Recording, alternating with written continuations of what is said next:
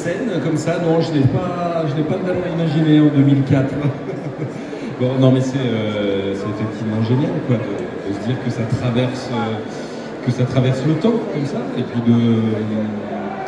par exemple, là, au cours des dédicaces, d'échanger avec des jeunes gens qui ont 17, 18 ans, voilà, qui en 2004 étaient à peine nés ou pas nés, et de voir que ça traverse le temps, un peu les générations, quoi. C'est très chouette. Nicolas, toi, tu étais dès le début sur Dies Irae, tu faisais partie de l'équipe, tu avais rencontré toute l'équipe à l'époque des pièces de théâtre de Jean-Christophe Imbert, Timon d'Athènes, etc. Donc tu as suivi le truc, donc tu arrives, tu as tout défilé, et on a, avec chacun d'entre vous, une vision différente de l'arrivée sur l'équipe. C'est-à-dire que donc, Nicolas, tu es de l'équipe depuis toujours. Beau, toi, tu... Moi c'est improbable. Moi, ma phrase la plus longue dans Kaamelott, c'est « Ah !» Moi, je crois que tu dis tout. Donc, me retrouver ici, déjà, pour moi, c'est un mystère. Peut-être le côté bridé, breton, peut-être jouer en ma faveur. Mais non, c'est... De toute façon, quand on tourne quelque chose, on ne sait jamais si ça va marcher, sinon on utiliserait toujours les mêmes recettes. J'avais eu le même phénomène grâce à la tour Montparnasse infernale, qui est Ramsey, où je fais les deux chinois dedans. Mais ça, c'est jamais en fait.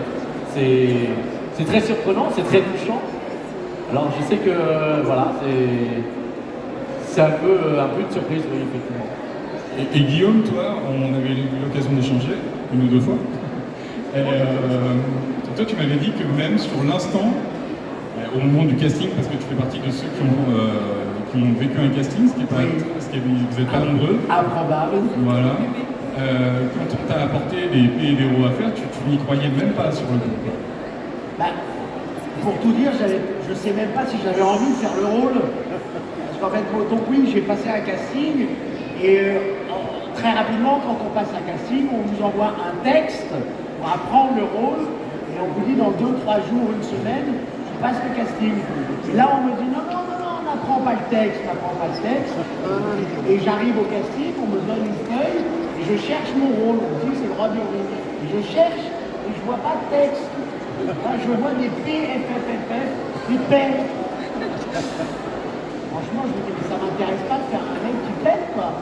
Vraiment, je ne comprends pas le truc. Mais comme j'aime bien jouer la comédie, j'aime bien jouer, je joue le rôle, je fais le truc, je m'amuse avec la casting, et ça passe.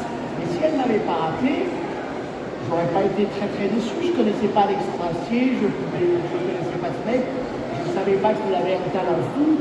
Donc voilà, c'était un casting comme un autre, mais pas très intéressant en fait. Et puis j'ai été pris. Malheureusement, j'ai été pris.